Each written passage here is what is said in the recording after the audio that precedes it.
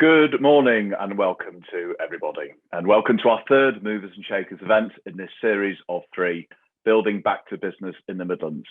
Today's focus will be on Wolverhampton. My name is Simon Montgomery and I am the Regional Director of Movers and Shakers. For those of you who aren't familiar with Movers and Shakers, we have been running first-class property and construction events for over 25 years, bringing together key players from the public and private sectors. And the 2020-2021 big initiative for Movers and Shakers is to drive more and better private and public sector collaboration, locally and indeed globally.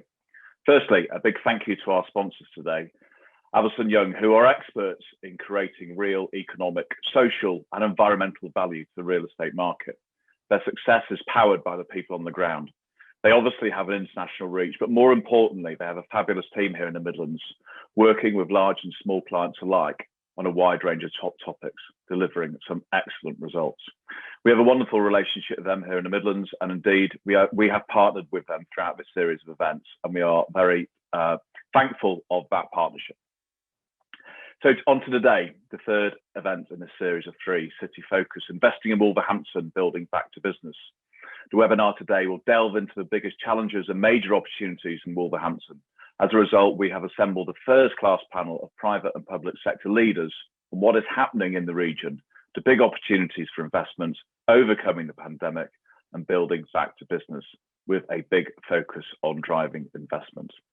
The contributors today are Tim Johnson, who is the Chief Executive of the City of Wolverhampton Council, Sarah Middleton, who's the Chief Executive of Black Country Consortium Limited, Chris Keogh is the Director of Development and Operations at Court Collaboration, Lucy Blaisdell, who is the Development Director for Homes England, and our chair today is Mark Burks, who is the Principal for Land and Development at Avison Young. A very quick overview of the session today. Mark will introduce things with his introductory remarks about the Wolverhampton marketplace. Tim has a keynote about Wolverhampton and all the exciting opportunities that Wolverhampton has to offer. That'll be followed by a Q&A between Mark and Tim, and then finally the panel session with all the panelists I have just referred to. Please do not forget to ask questions on your platform. There is a questions tab, and if you ask questions in there, those questions will be directed towards Mark, who will field them and then position them to the panel as and where appropriate. So please do get involved in the conversation this morning. It does add to the value of the session. Thank you very much. I will now hand you over to Mark, who will kickstart today with his introduction. Mark, over to you. Thanks, Simon. As Simon introduced me, my name is Mark Burks. I'm a principal of Avison Young, a real estate consultancy based in Birmingham. So we're here to talk about City of Wolverhampton today and how this city builds back business post-pandemic. For me, possibly the widest definition of exactly what building back means will be the ability of this city to continue to draw on investors, occupiers and developers into the city and offer an ability for the population to work, stay and play within Wolverhampton. It is this enhancement of vibrancy that is in my opinion, the true test of how the city continues to respond to the long-term impact of the pandemic and re-establish the growth targets that we know Wolverhampton had before the lockdown offence of March 2020. Clearly, there is an inevitability that the benchmark for this performance will be where Wolverhampton sits within the context of the other West Midland cities, particularly given they often compete for the same level of investment, funding or economic growth.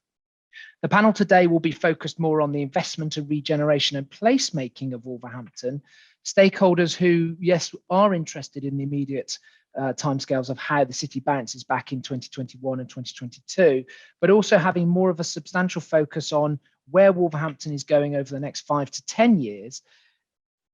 And to this end, it would be prudent to me to illustrate, I think, 3 brief indicators where we may be able to put Wolverhampton in the context of the opportunity that exists within this city. Firstly, the demographics. Similar to Birmingham, Wolverhampton has one of the youngest populations in Europe, with considerable proportion of the population being under 20. The distinction of the Wolverhampton demographic is that a large element of this population have historically, at these ages between 20 and 30, suggested that these demographic does tend to migrate out of the region, possibly for education or employment opportunities. This leads me to think that the strategies for economic growth should also consider retention strategies as much as attraction strategies, something that I think the student market and the university within Wolverhampton could play a significant part within. Secondly, the affordability of the region. HMRC and the Office of National Statistics both confirm that personal and household incomes are extremely comparable to both Birmingham and Coventry. But despite this similarity in income, residential sale prices within the city are lower. To put this into context, a new build flat in Birmingham requires a 7.3 multiplier of average salary, whilst a new build flat in Wolverhampton is currently only a 3.5 multiplier of salary. Wolverhampton rents are closer to that of the wider West Midland average, but still show discount. It is this affordability for all age ranges which could be the game changer for Wolverhampton, both to attracting and retaining a population, but particularly for that younger demographic. Thirdly, the employers. The city has attracted a raft of new employers to the region, but linked to the issue of affordability, it is the makeup of these employers that we find most interesting, something that I'm sure Tim will come on to later. The evidence seems to demonstrate that the appeal of the city being situated in a region which can accommodate a broad range of staff within an affordable location within close proximity to the city is attractive to all elements of that workforce. A dynamic that we feel has been quite a powerful lever for the region. Whilst perhaps not an unexpected stat, the fact that employees who work but live outside of Wolverhampton earn more than those living and working in the city suggests to me that there's an opportunity to house and retain this element of the workforce to keep that spending power within the city. I think the view remains that Wolverhampton is evolving and is on a journey. The headlines that you might be familiar with are that the markets within Wolverhampton across most sectors have been more robust than most throughout this pandemic. However, the identified strong local income, low transactional values, coupled with significant employer, developer and investor appetite suggest that we have the correct ingredients for significant change in the trajectory of Wolverhampton's growth curve. More interestingly, our evidence seems to suggest that the type of investors, employers and developers wanting to do something within the city are innovators, wanting to change the dynamic of this city landscape. Now, I will open up to our panelists shortly to challenge these views, but I'm hoping that this provides a suitable segue to Tim Johnson, Chief Executive of City of Wolverhampton Council, to enable him to tell us more about how the council is seeking to capture this opportunity and update us on the various projects. Tim.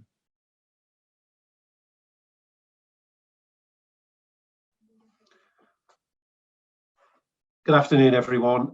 Thanks, Mark, for your context setting for this afternoon's event, and thanks to Movers and Shakers for organising today's event focusing on the City of Wolverhampton. We are very excited about the future of our city. It's based on a number of factors, so it's not just blind optimism of people sitting in roles like mine, but really, as we move forward, looking at the post sort of COVID environment, we have been pleasantly surprised in some ways at the level of investor interest, developer interest, occupier interest, which is really firing our sort of future plans and strategies. So it's really exciting, and hopefully over the next 10 minutes or so, I can give you a sense of that. We have some brilliant attributes as a city, and I think it's fair to say Wolverhampton didn't always make the most of these in terms of our location, increasingly the strength of our connectivity to not just the West Midlands region, but nationally, but also some of the enabling investment we've done and made in things such as 5G, but also as a local authority taking a very proactive role in terms of creating the conditions for growth. So it's really important that we sort of capitalise on that and retain our sense of ambition as a city, notwithstanding some of the challenges we have. You've already heard from Mark that we are a very young city. We've got values that we think make us a really attractive proposition for investment. So next slide, please. In terms of our plans for recovery, our city, like many cities actually, has been hit by COVID in some quite distinct ways. And we've framed our ambitions for our recovery in a document called Relighting Our City, which will be increasingly the framework we use for everything. And we've also created, and this is quite unusual for a local authority and is quite challenging in financial times, the ability to take a more substantive role as an investor in the things that we think will be a key part of how we do relight our city.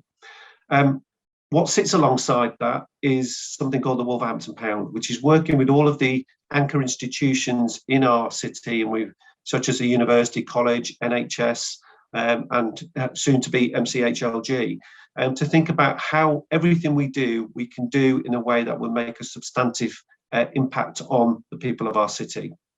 Next slide, please. All place leaders will talk about green growth being at the heart of their recovery and their future, and Wolverhampton is no different.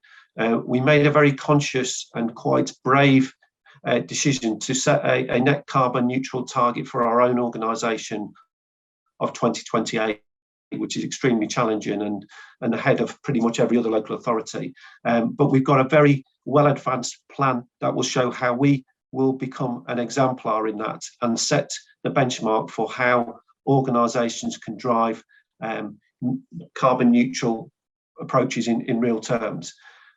The whole issue around green growth, or whatever terminology you want to put at it, is very much at the heart of our city's future. We're very proud that we are the home to the National Brownfield Institute, working with the University of Wolverhampton, who've been a real visionary investor in this space for a number of years on the Springfield campus. And for those of you who haven't been to Wolverhampton for a number of years, you probably will have recalled a very large derelict site just north of the station as you came into the city, which was the former Mitchells and Butlers Brewery site, which is now home to one of the biggest clusters of activity and investment around sustainable growth and brownfield remediation, which is one of the key focuses of our regional economy. If we're going to absolutely deliver on brownfield growth, it's important that we find ways to make more sites more viable. And the image you can see at the bottom there is again an example of how, as a local authority, we are taking a lead role in that. That is one of the UK's first city centre solar farms. It's on a previously landfill site in just south of the city centre, and the power from that will power the local acute hospital. So again, it's showing how with some imagination and some foresight and some ambition, we can make a real difference in this space. And we're very genuine in our attempts to make this at the heart of everything we do moving forward. Next slide, please. We know city centres have and will be going through significant change.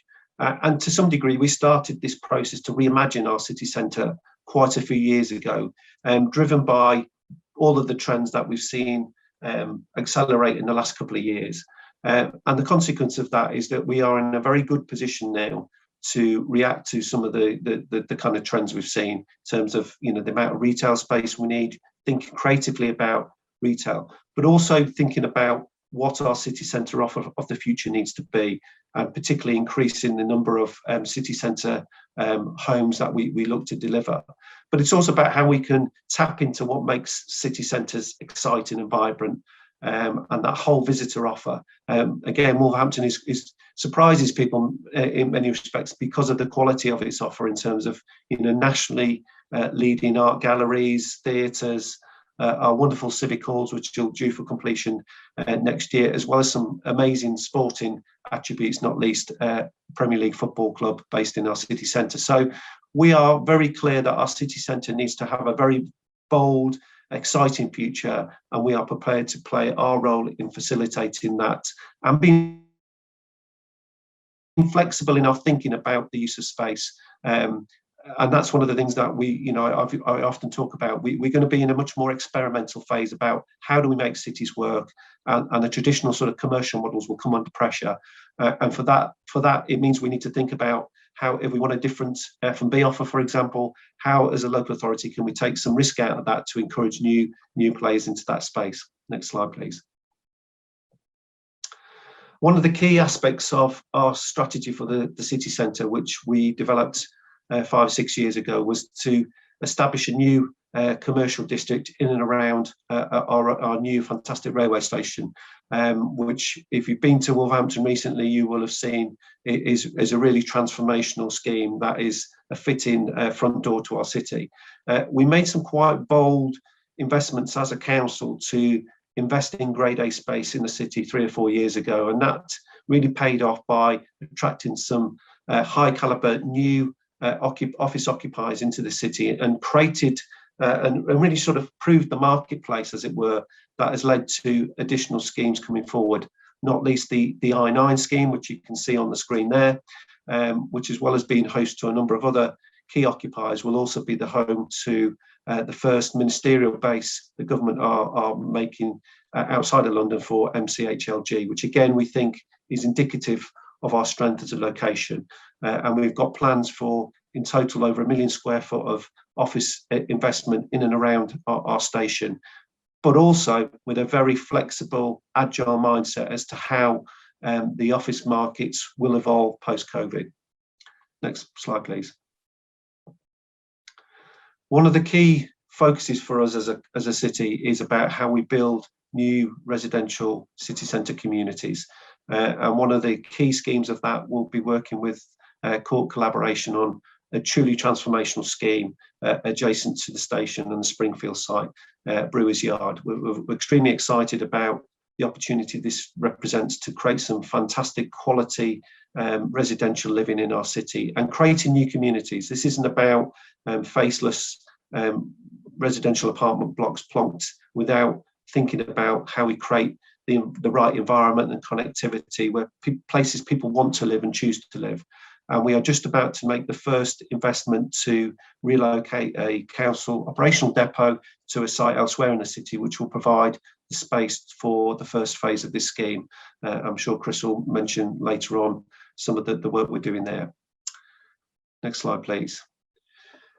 In addition to which, it's about capitalising on some of the real character and interest points for our city. We have a major opportunity in and around the canal system, which snakes through again through the centre of the city, adjacent to the station, etc. And again, we've got some very well advanced plans with a whole range of developers on a range of schemes. And again, it's an area where the City Council has been very actively involved with partners to assemble sites of scale, so we can genuinely create comprehensive new communities. And we're delighted working with Place First, and that's an image of their scheme, who recently secured permission to start on site with that scheme, which will deliver the first phase of Canalside, which will be 350 new homes across a range of different tenures, which reflects, again, changing residential kind of demands, which again was referenced in the introduction.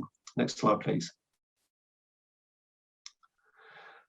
But driving all of this, we need jobs, and there are lots of areas across the city where we are looking to create the spaces to work with some of our cutting-edge, world-class businesses. We have a very diverse economy across some key sectors: aerospace, food and beverage, creative industries, construction. I-54, which is just to the north of the city, is one of the most successful enterprise zones in the UK in terms of the amount of private sector investment and jobs created, not least with Jaguar Land Rover's UK engine plant. And we've been working with our development partners, Staffordshire County and South Staffs County Council, to deliver what we call Western Extension, which is a 100-acre site to the west of I-54, because I-54 is pretty much fully developed town. And again, we've made bold investment to create and enable those sites to come forward and benefit from the investment that was put in previously in terms of dedicated motorway junctions, etc. We're very excited about this because it is genuinely one of the best connected employment sites of scale in the region, actually.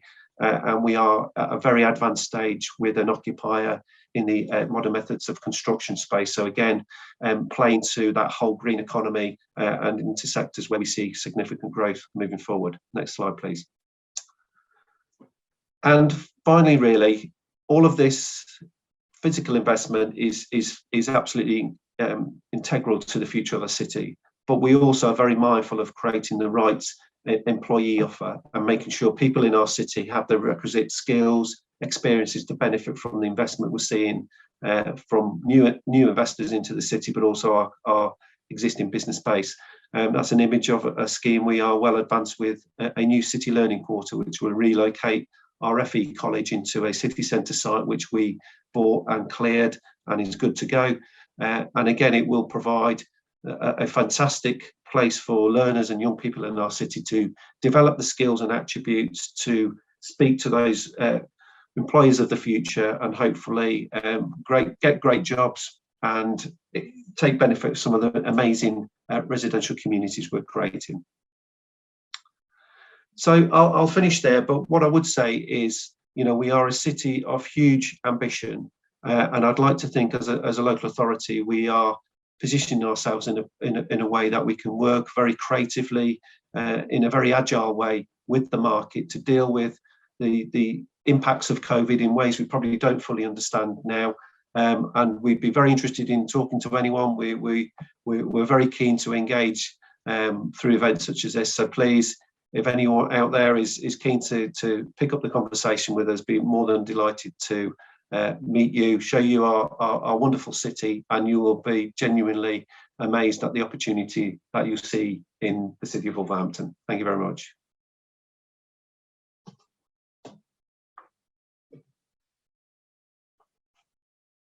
Right, thank you, Tim. That was a very insightful and very, very useful to understand what's actually happening within the city.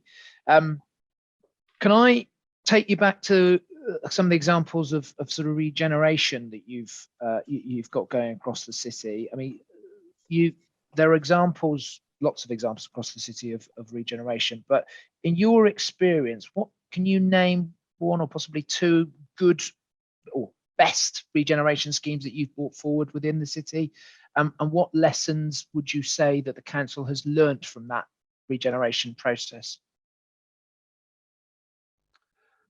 Thanks, Mark. I think that the one that really does jump out is the interchange scheme, which is a £150 million transport interchange scheme, linking in obviously a new mainline railway station, extension of the Midland Metro, as well as a reconfigured bus station to give a genuine transport interchange, because we know connectivity both into the region and beyond is critical. And that has been a major factor in attracting some of the new occupiers into the city that certainly came into I-10, many of which were based in the northwest. So we do have great connectivity back up into the north, but also into the region and south.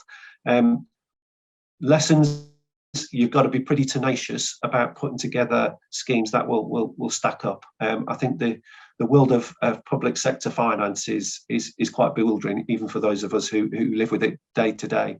And again, what we try and do, Mark, is take away some of that pain. So we have a fantastic team at the city who can work very creatively about how we can put funding packages and regimes together and tap into very successfully into both regional and national schemes of funding. So that often is something that is a bit of an impediment to people who need to come into cities, and such as ours, where we know there are some viability issues. We know it needs public sector enabling, but sometimes can be quite daunted by the complexity of that. So we are experts in that. The other scheme that I would just put a shout out for is, because I do think cities of the future, and particularly city centres of the future, are very much changing, is the Civic Halls investment. Now, that's not only an iconic venue as such, but we see the whole visitor music sector as a huge area of growth and opportunity. So again, it was an opportunity to not only deliver a brilliant venue, which many people will have had many great night there, but it can be a stimulus for what I think people have realised they missed. They missed the experience of coming into city centres, engaging with people, having a great time, returning. And it in turn is stimulating some very significant conversations with hotel occupiers, hotel developers, for example, and also a new breed of F&B operators who can create a very new, distinctive product in the city. Okay, Tim, that's really helpful. I mean, I think the the evidence we're seeing as an agency is that city centres do need to reinvent themselves, and that vibrancy is absolutely key to continuing that the success of the city. You touched on it a little bit there, but I would suggest that Wolverhampton is punching well above its weight in terms of its investment in transport, technology, and skills. How would you say Wolverhampton is best placed to capitalise on that? So I think I'd agree with you. I think we did have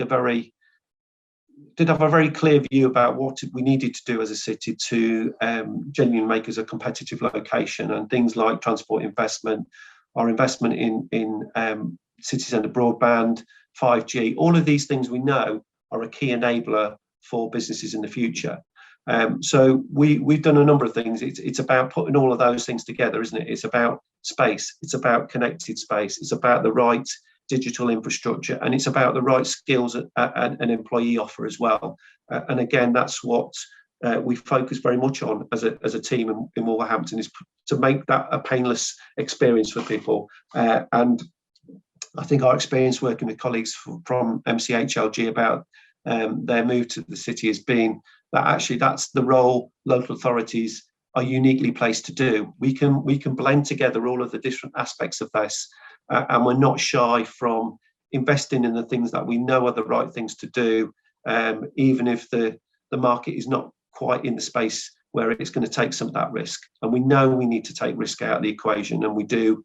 And that isn't a case of being happy with anything, but on the contrary, we're very discerning about who we work with. We have an ambition that only comes along so often in terms of how we fundamentally reshape our city, and we're not going to give that away lightly. But we're happy to work with people to capitalise on that investment, and also to listen to what further investment we need to make us even more competitive moving forward. Great. Okay, I've noticed we've had a question about digital infrastructure, but I'm going to hold on to that until the panel session, because there might be some more views on that. In terms of looking forward, other projects that you've got within the pipeline, which of those are you perhaps most excited about seeing within the city, and views as to what will have the biggest impact on the city regeneration?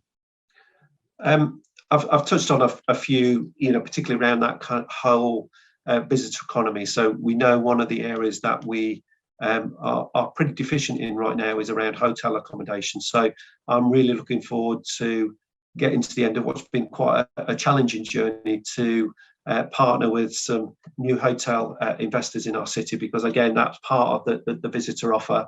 And we, as I say, Civic Halls is part of that, but working with Wolves on the stadium redesign, some of the investment we're putting into our own art gallery, the Grand Theatre, etc. So creating a really interesting, exciting, vibrant offer. But I think the biggest scheme bar none is one I did reference, but it bears repetition, which is the City Learning Quarter.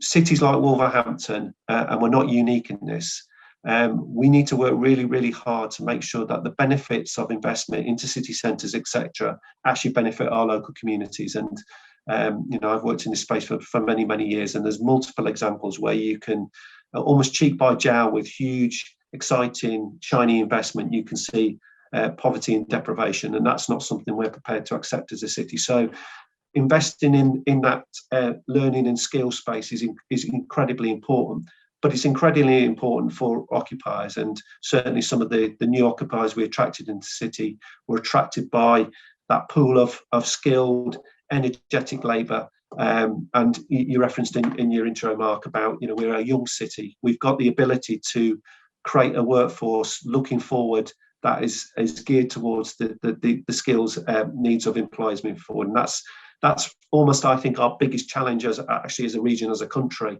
and we are absolutely determined to put that together alongside the enabling physical development that I've illustrated this afternoon. Yeah, fine. That sounds really interesting, because like I said, I think that's the key to retaining some of those young population that you've spoken about. So that's really positive. Final question, and then you're off the hook. Where are we up to on devolution, and what does it mean to you, but also the city? I think the honest answer is we're not quite sure. I think we're still all waiting for the government's Devo white paper, which will set out its sort of, I guess, its approach to devolution. We are tremendously enthusiastic about devolution for the simple reason we know our place is best. I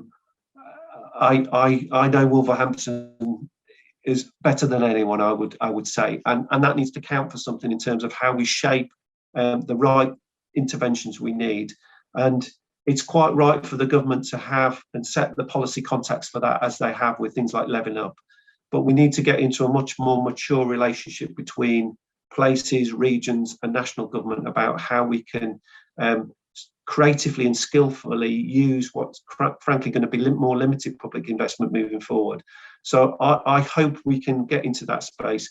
The MCHLG opportunity for us is not about office occupiers in I9. It's about actually having the policymakers and shapers based in our city where we can build relationships and we can absolutely get that interface between local, regional, and national working in the sweet spot that it can do. So we wait to see what it will mean in tangible terms, but we remain a real enthusiast of devolution. I think our country is far too centralised in its approaches and its funding, and we need to not let go of that.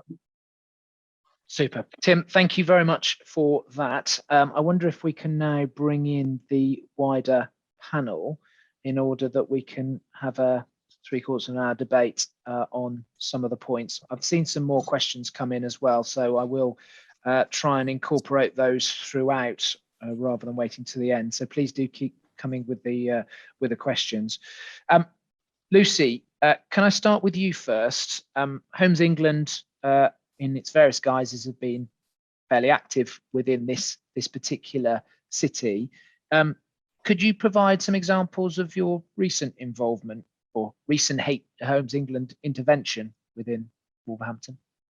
Yeah, certainly. There's different strands of intervention that we do. We do some direct delivery, which is the area of the business which I lead on. And sort of a key example of that is us acquiring the old bus station and the Wolverhampton Royal Hospital, which was done at the request of Wolverhampton City Council. So that was working in partnership with them. We bought it, we de-risked it, secured planning consent on it, and then sold it on to a local developer, Jessup Brothers, who are delivering circa 350 homes, and that's a real balance, a mix of homes, sort of affordable homes, a good offering for older population, and also a 63-bed YMCA, which is the second flagship scheme in the Midlands, which we're also supporting through our investment arm as well as our land arm. So it's a really exciting sort of piece of new architecture on a prominent location on the ring road. And we also provide quite a lot of investment support. Our affordable housing programme is very active in Wolverhampton. We've had a long relationship with Wolverhampton. In previous guises, the Housing Corporation was based in Wolverhampton. We've got a number of active RPs and new entrants in the sector working. We've achieved over 550 new homes, affordable homes in Wolverhampton over the last 4 years, and we have invested over £14 million of public money into providing those new homes. And in terms of loans to the private sector, we have provided just over £5 million of loans to small and medium-sized house builders in delivering their own schemes in Wolverhampton. They are open for business. The Home Building Fund offers long-term and short-term funding. So those are our key ways, plus there's Help to Buy, which is another key product that we have, which supports local people and everyone actually, first-time buyers looking to buy a new home, and also supports the house building sector into getting their products out into the market more quickly. So it's really diverse. It's that we have a strong relationship with Wolverhampton. We work with them on their own priorities. We have regular dialogue, plus it's the investment and also direct delivery.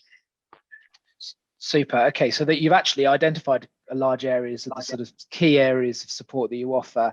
It is, I mean, you've mentioned what's going on within the city core at the moment. Are there any of these sort of cases that Tim mentioned? Have you got any specific examples to Wolverhampton that you've got particular ongoing involvement with at all? In terms of some of the things that Tim mentioned, in our previous guises, when sort of around Advantage West Midlands and things, we were heavily involved in the interchange schemes, and the various sort of predecessor bodies were involved. Our funding lines are not sort of directly they're not designed to necessarily suit places because they're national pots of money, but what we do have is what we've established as our markets, places and partners team, who deal with that local engagement. They are almost the front door to Homes England. I'm not going to pretend sometimes we can be almost slightly tricky to navigate. Is, do I want support through land acquisitions, or do I want investment support? So they almost act as our front door. So Phil Farrell is the local lead within MPP, and they can signpost. Well, likewise, can a number of my team and myself and others who have been around in a bit and can understand the art of the possible. But what we do is, with those local conversations, we will almost put the cocktail of what we can offer together to best suit that place. We don't expect everyone to be an expert in our funding streams, like Tim mentioned. So some of the public sector funding regimes can be quite tricky to navigate, even when you work with them on a daily basis. And we've got a loans team to support private sector and SMEs who aren't necessarily geared up to dealing with large public sector organisations. So you're pushing an open door, really. As I work on more the acquisitions and development side of it, we have looked at other sites within Wolverhampton, but we haven't. But currently, at the moment, the Royal Hospital and the old bus station site is the only live site that we currently have.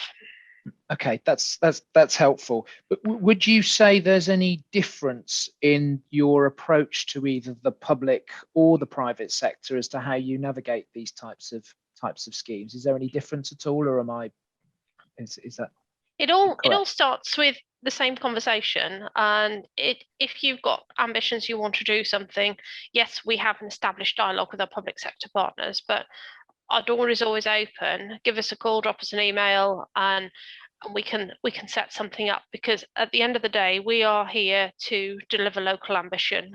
We work in partnership with our public sector partners to make sure that our funding is going into, and our acquisitions are being targeted, and delivery are targeted at what the local authority wants. As Tim says, he knows best. So I'm not going to come in and tell him what he needs on his patch. And like apart from when there's a particularly tricky planning negotiation possibly, but it's because we are commercial at the end of the day. But in terms of, we have got different streams. We're moving from being very much a program based organisation to a mission based organisation, but we've still got some way to go, because our paymasters, MHCLG and Treasury, still want to know what we're doing. We've still got to be fully accountable, because it's public money at the end of the day. And some funding streams are more aligned to the private sector, for example, the loans, the home building fund, and some, for example, housing infrastructure fund, and some of the other streams are better suited to the public sector. The main difference is how subsidy control, what we used to call state aid, because it's how you can, because there are limitations to what you can provide to the private sector that you could provide to a public organisation. Super. Thank you, Lucy. Sarah, can I turn to you? Could you just give us a bit more of an overview of your role and your involvement in various development opportunities across Wolverhampton and the wider Black Country area, please? Yeah, thanks very much. So my role through the Black Country Consortium, we've been hosting the Black Country Local Enterprise Partnership.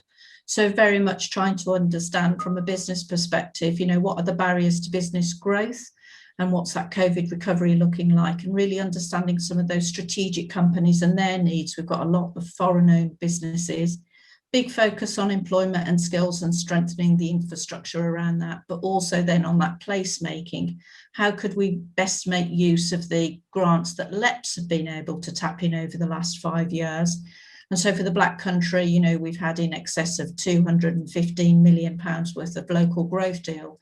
But then uniquely in Wolverhampton and South Staffordshire, we've had the Black Country Enterprise Zone, which has given us that unique opportunity. Tim's referred to it already.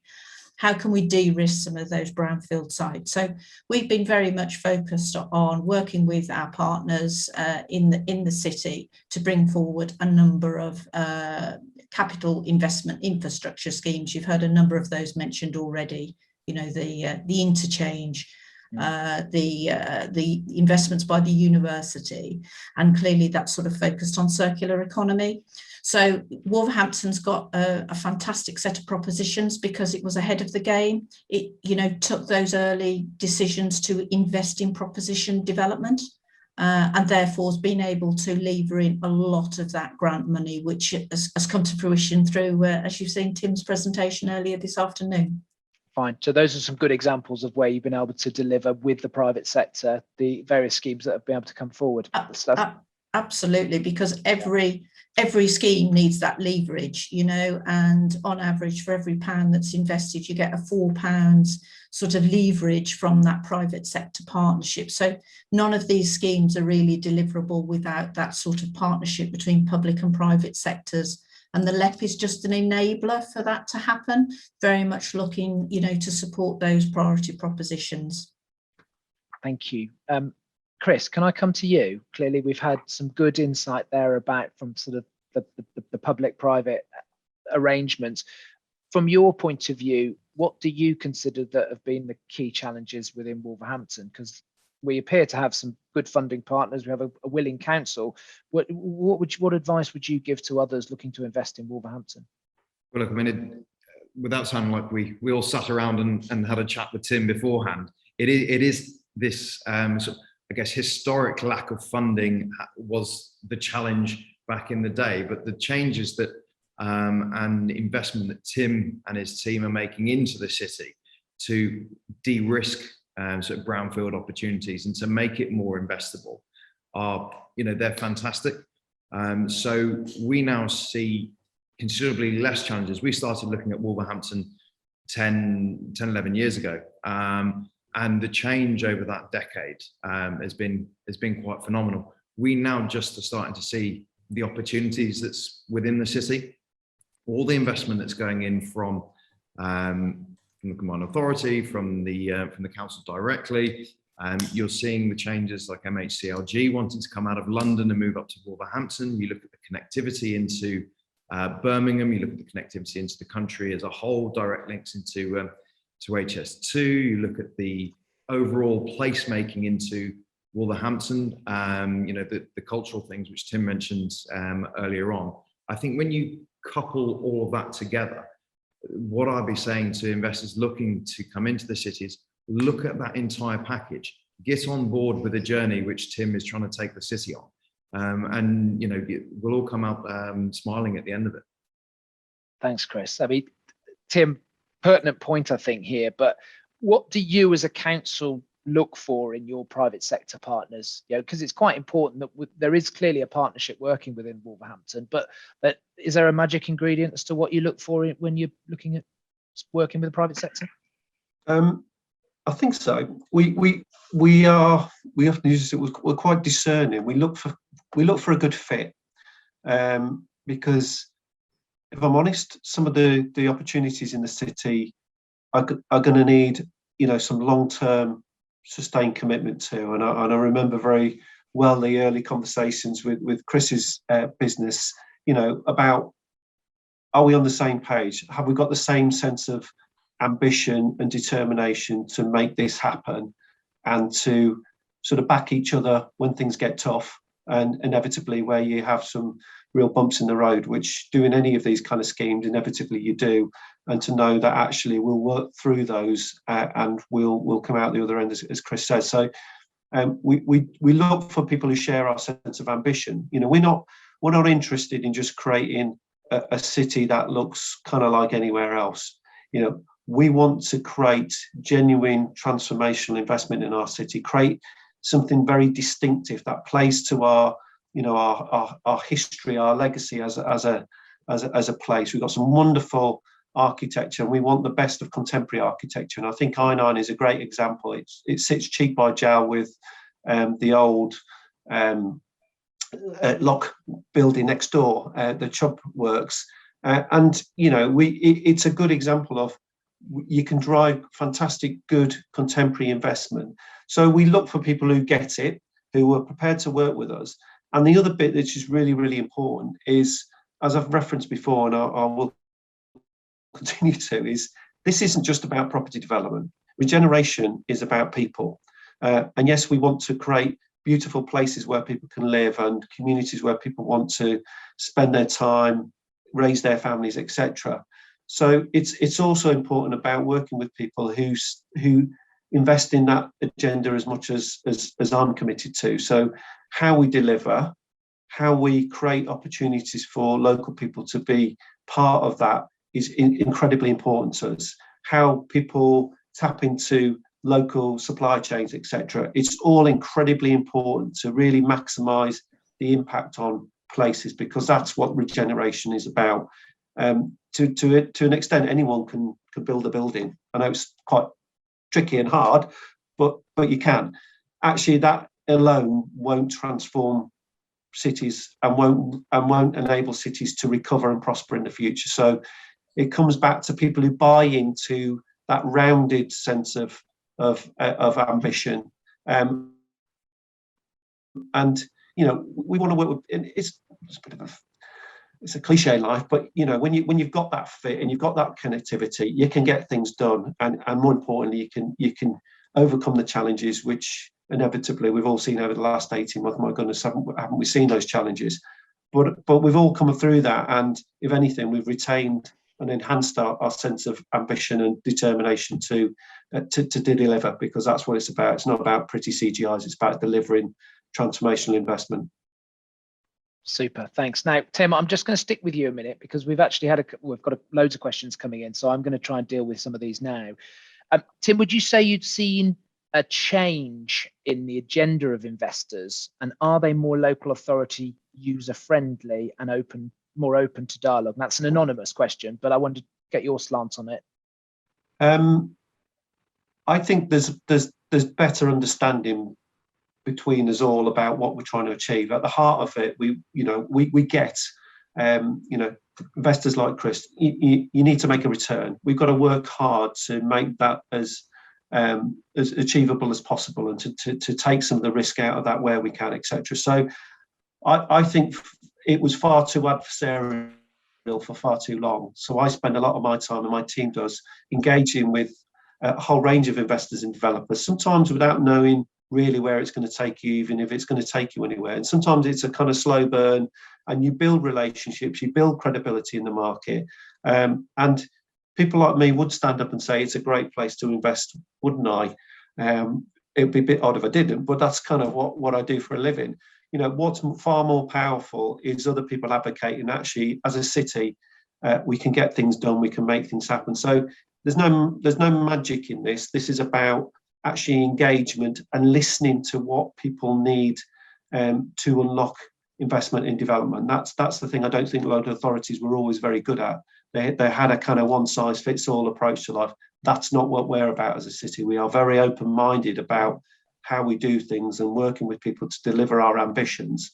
And we will absolutely go the extra mile when we see that being reciprocated. So it's about engagement, keeping the dialogue going. Things move and evolve, markets change, funders change, etc. You just got to kind of roll with that and keep that commitment in the long term. Okay, good. Okay, well, I think we'll finish on that point there, because I think we've probably understood that there is a positive relationship between the private and public sector, and there's a willing one to work going forward. Lucy, if I can just cut back to you a minute. I didn't think we've got 20 minutes nearly into this presentation without talking about you and the Homes England's role in development. It's obviously something that you, Homes England, seem to be acquiring sites, and I think you referred to it earlier, and seeking to fill that developer role. Can you explain your role as to what you effectively are doing in that capacity, and how you are looking to sort of try and roll this thread out throughout Wolverhampton and the wider West Midlands? Yeah, thanks. I lead for Homes England on the development of the East and West Midlands and also the South West. And so what we are looking to do is, contrary to popular belief, we don't compete with house builders in the land market, except potentially where we've got adjoining land assets that we're looking to create a bit more value from. That's not always been the case. Some of our previous programmes were putting us into a space where we were bidding against other house builders, which was not particularly helpful. But so we've learned our lessons there. That's not what we're doing. Our typical opportunities are we tend to step in where the market won't. My team are normally working on schemes where there's sort of a market coordination failure, or there is sort of a disagreement between landowners, or it's an opportunity that a local authority will ask us, can you step in, can you intervene, can you try and help unlock this? So they tend to be typically larger schemes that require a lot of upfront investment, so prior to any return being made. So our capital is a lot more patient than a lot of the private sector capital.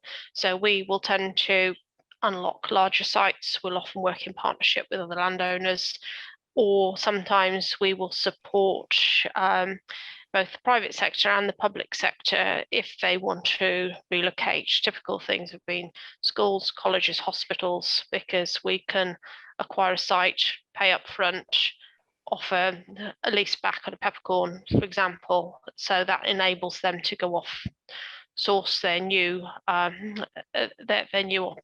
location, base, construction, new premises, and then we will have that site. So that is typically the space that we are occupying, or it could be sites that we're asked by a local authority. We do have CPO powers in our toolkit. We tend not to use them very often because I'd rather our local authority partner use this, because they have got the elected politicians alongside them rather than Big Brother coming in to step in. But it's something that we can do, but we would do that in close collaboration with that local authority partner. It's not something that we look to do willy-nilly. I can only think of only a couple of examples nationally where we have done that. So we are actively looking for more land. We're always looking for more land. But what I would say is we've moved from, as an agency, from on the development side, from being grant-based, whereas we used to get a funding package from the government that we would go and spend, and then receipts go back to Treasury. Our land business is self-funding, so we are more commercial. We try not to make a loss, because any loss that's made cannot be invested in more projects.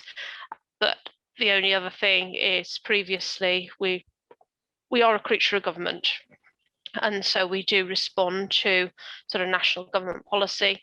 It was previously around, well, it still is around building homes where they are most needed, where there's greatest affordability pressure. But it's interesting to see now that regeneration has re-entered the vocabulary, and also levelling up what we do with our high streets, etc. So we are sort of watching this space and working with central government to look at, well, what are the new policies? What are we going to be asked to do in that sort of space? Super, thank you. Sarah, if I can just come to you, to what extent does the Black Country Consortium engage with Homes England? And if you are engaged, what do you consider you've delivered value between the two of you? Is there a joined up approach there at all? I think there is a joined up approach, but there's always more to be done, because clearly, as you've just heard, Homes England's agenda is sort of slightly shifting around. What we have got within and across Wolverhampton is clearly, and the broader Black Country, is a huge range of housing site potential. Clearly the Brewers Yard is unique in terms of the scale of what that can bring, but a lot of the sites that we need to bring forward are very small.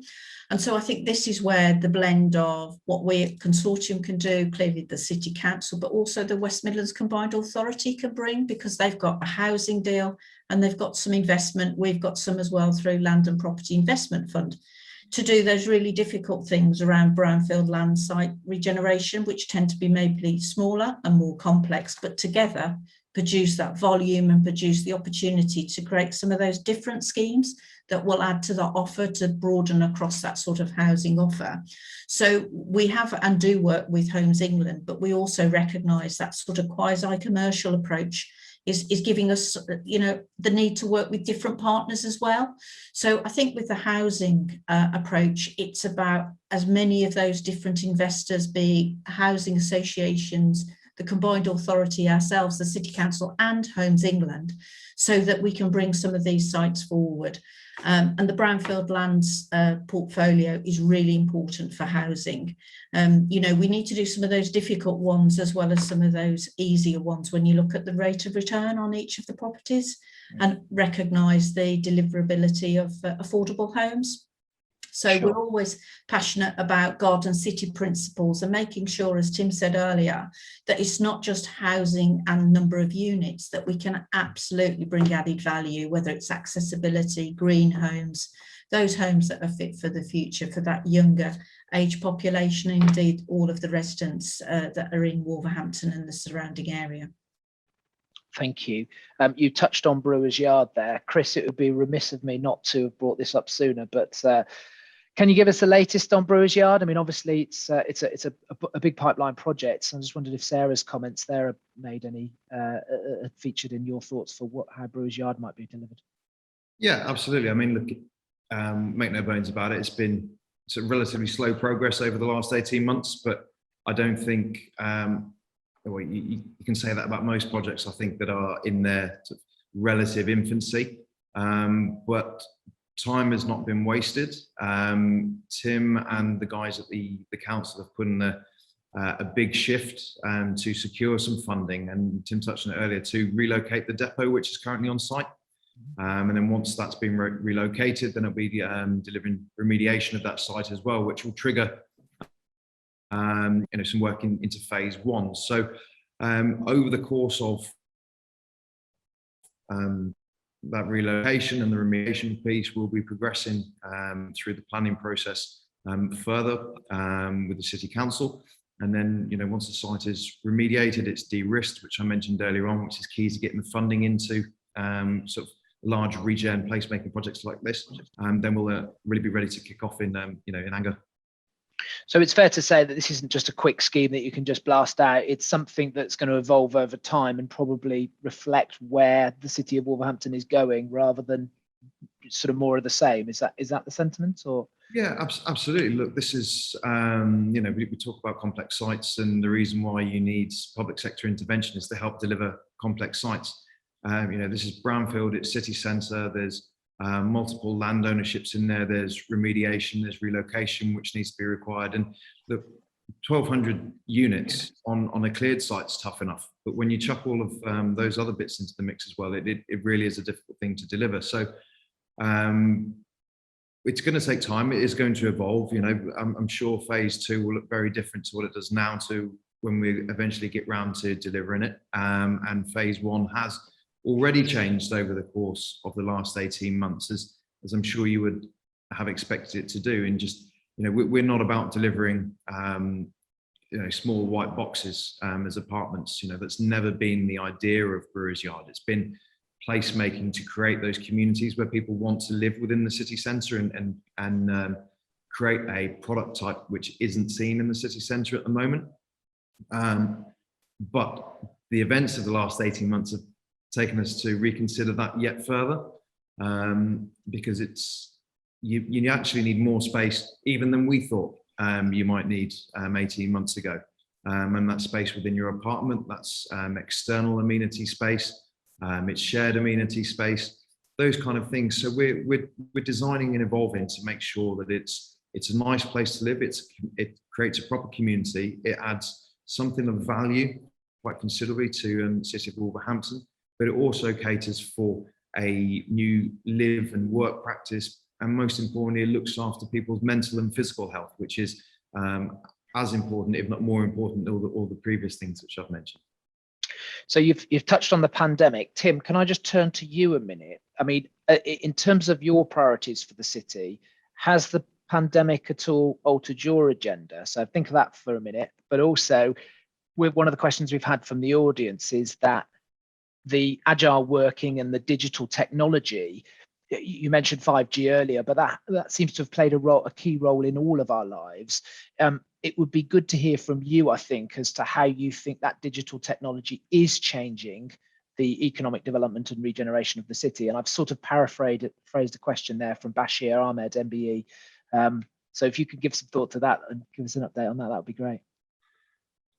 So I think the pandemic is only really redoubled our energies and focus on doing the things that are going to not just enable the city to recover from the pandemic, but to deliver a better long-term future. I think what it's also done is, because if we're perfectly honest, there are things we understand and there are things that are recovering in a predictable way, but there are things none of us quite know. And I saw one of the questions from Cherry about city centres, for example, in retail space. What do we do with all that space that hitherto was retail that won't, to a large extent, be in the future? And we've got to think quite creatively. So we are, give a couple of very pertinent examples. We are using a retail unit in I-10 as a new enterprise hub for young people. It's a good use because it'll stimulate that entrepreneurial spirit in our young people, but bring a really good use into it. Similarly, we are looking at a new city centre school and an option about repurposing a former retail space to achieve that. So I think we've got to be very agile in our thinking. Office, what will be the future demand for traditional city centre office space is a massive question. Many people are pondering on it. And as an employer, well, I have 2,000 people who hitherto used to work in an office building in the middle of Wolverhampton. I am also thinking about it. The reality is we will end up in a space where it will be a bit of a mixed solution, won't it? But I think we are thinking about in terms of our next sort of investment in office space is that we probably need some new products. We probably need some much more flexible products. Are occupiers realistically going to sign up to 10, 20-year kind of leases on space? I'm not so sure. Some will be nervous about that because their businesses have evolved, and we've shown our ability to work in a very different way over the last 18 months. So again, where that space is within our control, we need to be open-minded and flexible. And as Lucy said, one of the key things that we are able to do is to take a long-term view of things. Yes, it's public money and we need to demonstrate value against public money, but we can take a long-term view. We can take our returns a bit more down the line, as it were. So we're able to be a bit more experimental with space, how we work with occupiers, etc., etc. And I think that's a key role for us, and it's something that we think will start to differentiate our city as well. That we will get alongside things. We'll try new things.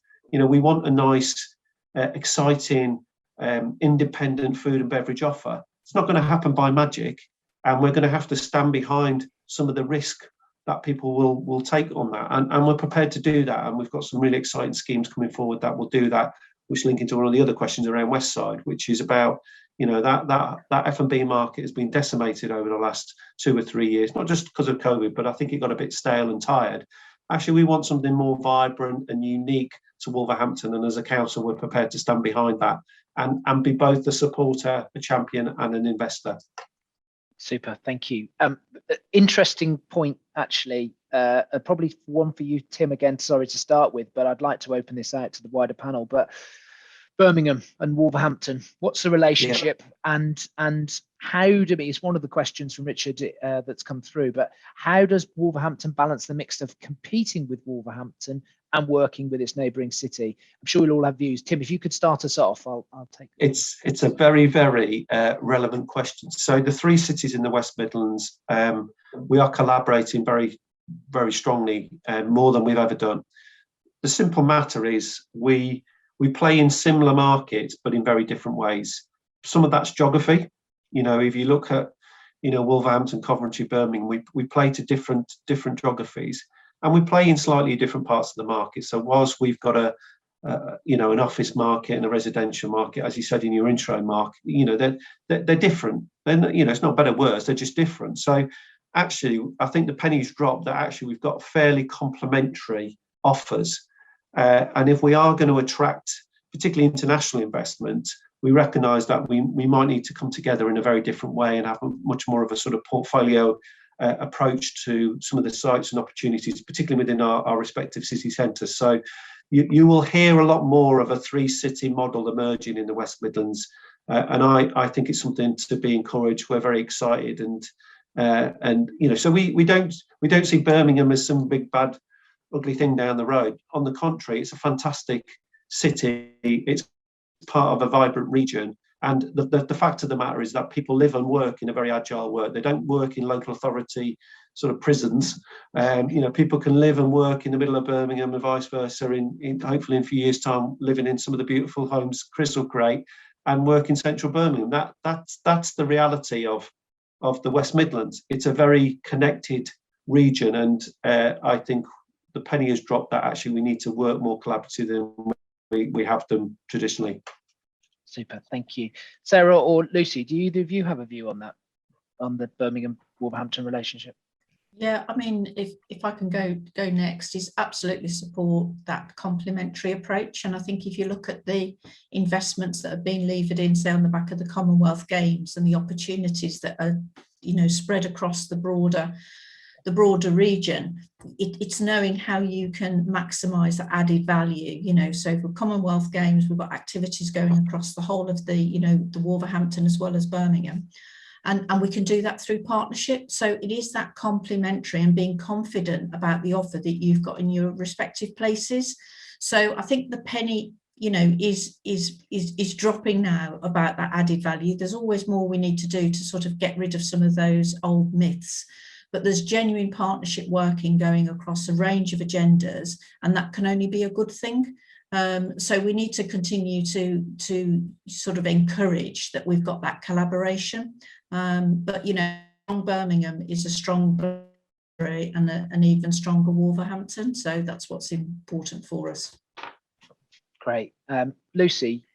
I would just reiterate that the relationship's really strong between the 3 cities, and there is a complementary offer there, and they are close enough that there will be people that live in one, work in the other, and go for entertainment from one to the other. They're not islands, and we work with those authorities independently and collectively to deliver what is needed by those local authorities in those local areas to deliver the housing supply that they need, whether it's greater affordable housing, more family home for older people, or aspirational housing. So it's really good to see. Chris, you've got a slightly different agenda here, because obviously you've got schemes in both camps. I mean, where do you see it? You know, private sector developer, how do you see the dynamic? Exactly the same as everyone else, actually. Right. I think they are, as Tim said, the different offerings, no better or worse than the other. They are just simply different offerings. And I think the days of, you know, people leaving Wolverhampton and not living in Wolverhampton because they have a job in Birmingham are gone. And, you know, it's part of the reason why we have a commitment to delivering so many units within the centre of Wolverhampton is because you can do both. You can live in Birmingham if you like that lifestyle offer, and you can work in Wolverhampton. It's 15 minutes. There's multiple ways of getting there very quickly. Or you can live in Wolverhampton, work in Birmingham, or you can, you know, live and work in both. It really doesn't matter. I don't think there's a huge differentiation anymore. And I think, you know, that's really important. And, you know, just going back to what I said earlier on, you know, it's the journey that Tim is taking the city of Wolverhampton on that's making that possible and putting it up there. Thank you. So final question, I'm conscious we've only got a couple of minutes. A number of references have been made to the affordable and social housing.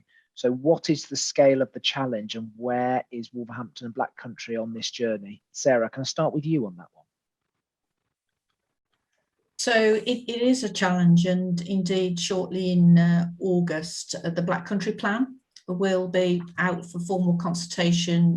It's gone through the various cabinets, and it does make some proposals in there, doesn't it, Tim, about, you know, just understanding where affordable is affordable. So I think the policy flexibility that we need around affordable is that one size doesn't fit all, but recognising that we clearly need to use it as a mechanism to ensure that we can widen the offer. So I think, you know, having a look at that potential set of proposals will indicate a more flexible policy coming forward rather than a flat percentage. And that's what we need. We need policies that work for places, not that policies are just, you know, flat across different places, because we've all got different areas to address. So clearly the proof will be in the deliverability of any proposed change policy, but I do think it's a step in the right direction to reflect that different places can afford different levels, and we can spread that across the Black Country. But I'm sure Tim's got a view from Wolverhampton as well. Yeah, so to you, Tim, I mean, presumably good news, that sort of approach. Yeah, I mean, you know, we talk a lot about a city housing offer. Cities need to have a very wide offer that speaks to all different parts of the market, and we know affordability is a huge challenge, and particularly in a city such as our own with, you know, some particular demographics. And you know, we are very active in that space. So we created our own wholly owned housing company, WV Living, several years ago to deliver sites that frankly otherwise wouldn't come forward. You know, they simply wouldn't be viable, they simply wouldn't be viable. And we're able to effectively cross-subsidise from more profitable sites that we were able to bring forward. And we've also got some new products coming through around, you know, help to own, where people can, you know, all sorts of different sort of shared ownership schemes, you know, focused around sectors like key workers, etc. So we know that, you know, what we're not about is, lovely as they are, creating islands of beautiful new homes that are completely unaffordable for people in our city. And actually, interestingly, the Place First scheme is one where it is predominantly around private ownership, but not in a sort of backward-looking way. You know, private ownership is evolving in a very different way. It's not just the preserve of people who can't afford to buy their own homes or are saving up for their own. You know, it's sometimes a choice now where people, perhaps, you know, through, you know, the relationship changes and all these kind of things, they need different solutions and offers. So I think it's a fascinating area. It's one we need to be very active in and be quite creative in. And, you know, I know the work we've done with the Combined Authority and you know, organisations like Lucy, we're all looking at how we can genuinely stimulate the housing market in the round, but make it affordable to local communities, because if we don't, we won't really solve the endemic embedded challenges our city faces. Super. Chris, you've got 60 seconds. Affordable housing in a provocative sense, is it friend or foe in this instance? It's a friend, absolutely. There's no point us taking 1,200 homes in Wolverhampton, trying to make them nice and big and shiny, if we are pricing them at a point that is unachievable for the locals. You know, this is about building a scheme in Wolverhampton for people from Wolverhampton. You know, you mentioned at the beginning and in sort of various reports that the rents are lower in Wolverhampton. It creates challenges, don't get me wrong, from a funding perspective. And, you know, we've been very open about the fact that we're speaking to the Combined Authority for additional intervention to allow us to deliver such a game-changing scheme, but that cannot be to the detriment of the people of Wolverhampton. So we need to keep the general level of sort of affordability, the general level of rents at where they are, but then we also need to cater for the varying different sectors, different types of affordable housing, like I say, for the people of Wolverhampton. Super. Okay, Chris, thank you very much for that. And in fact, if I can just thank all of the panel members, I'll hand back to Simon. Hello, I'm back on. Right, well, thank you very, very much. What a fabulous session. So thank you, Tim. Thank you for your participation in the panel session, and obviously your keynote and the question and answers. Thank you to Sarah, Lucy, Chris, and our fabulous chair, Mark, one for chairing the event today and the Q&A session and your introductory remarks. I think it's combined to be a really fascinating and informative session, and for me to try and summarise it, I think I wouldn't do it justice. But there are a couple of points that stuck out for me. It's obviously really exciting times, which is brilliant news, and it's great to hear. I know figures that stick out were 1.5 billion on site or planned in the city. It's obvious that Wolverhampton is, dare I say, reinventing itself. And you look at what's been discussed in the panel today. The organisations who have chosen to invest in the city, the excitement that surrounds the city becomes clear and obvious. And Brewer's Yard that Chris mentioned or talked about is a great example, one of many great examples in the city.